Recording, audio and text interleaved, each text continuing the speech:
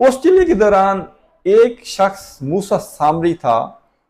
जिसने बनी इसराइल की कौम को वर्गलाया और उनसे जेवरात इकट्ठे किए, सोने के और चांदी के, और वो जेवरात इकट्ठे करके उसको पिघला कर एक बिछड़ा बनाया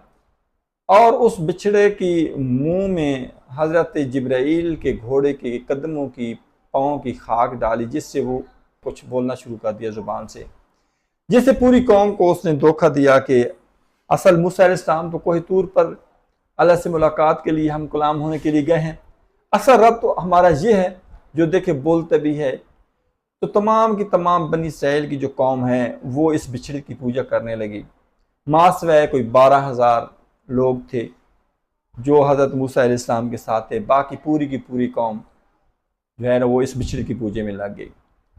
तो असल में ये जो सामरी था ये था कौन? ये मूसा